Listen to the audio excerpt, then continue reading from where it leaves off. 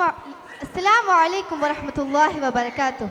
Welcome to our panel discussion on Women in Leadership, Challenges and Opportunities within the framework of Islamic Principles. Our panelists are Nida Fatima, Islamic scholar; Mehreen Amina, philosopher and criticizer; Mehrisha Nambat, student and social commentator; Azwa Faisal, journalist representing modern media. This will be a lively discussion, so I may need to step in if the debate gets too heated. Let's begin with Nida Fatima. Assalamu alaikum. Islam recognizes that women are capable of leadership and responsibility. In Surah Al-Tawbah, verse 71, Allah says, only politics. It includes guiding, teaching and managing responsibility. For example, the Queen of Sheba, Shifa bint Abdullah radiallahu anha, supervising the marketplace, and Aisha radiallahu anha, those are the companions. Islam gave women restricted women. Let's not jump in too soon. Nida, please complete. Mehreen, you'll have your turn. Thank you. As I said, Islam gave women rights to education, property and participation centuries ago. Leadership is about justice and competence, not gender. As Nida said, in Islam, leadership is about competence and justice, not gender. Mehreen, now your response. Yes, my concern is while the text may sound empowering, the reality has been different. Most Islamic societies did not allow women to hold authority. So on this example, you just listed some rare exceptions rather than the norms? As Mehreen said, according to her, in Islam, leadership for women is only in text, but the reality is different. If I may add, Yes, Mehrisha, go ahead.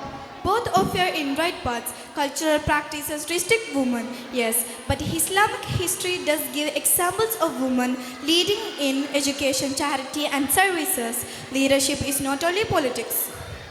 And even today, we see Muslim women heading hospitals, universities, and NGOs. The media often exaggerates But criticism. politics is different. Show me one major Islamic country led by a woman. Ladies, one at a time. Mehreen, let Azwa complete her point. Thank you. As I was saying, the media often exaggerates criticism, but Muslim women are already proving themselves globally. But what about the hadith that says a nation led by a woman will not succeed? Doesn't that prove Islam places restrictions?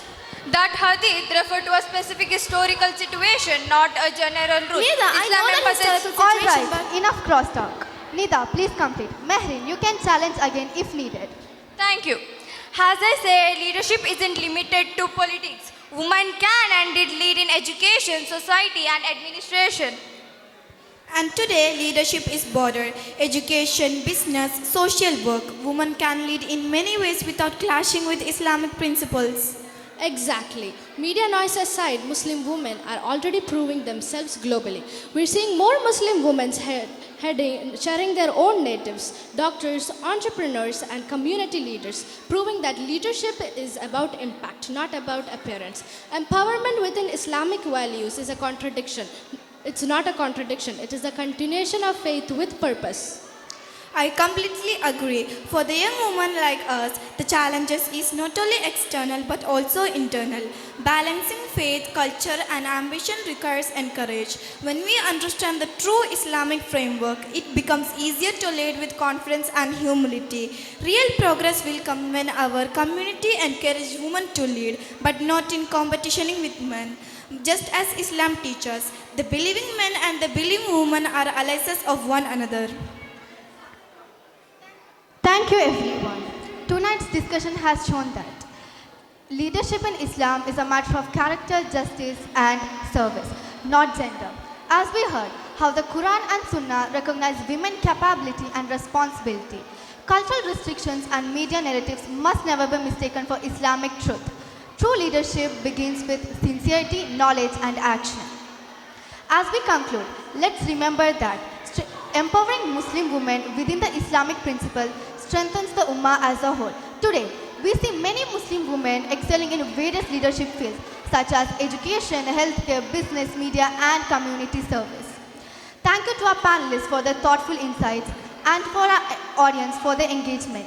Jazakumullah khair. Assalamu alaikum wa rahmatullahi wa barakatuh.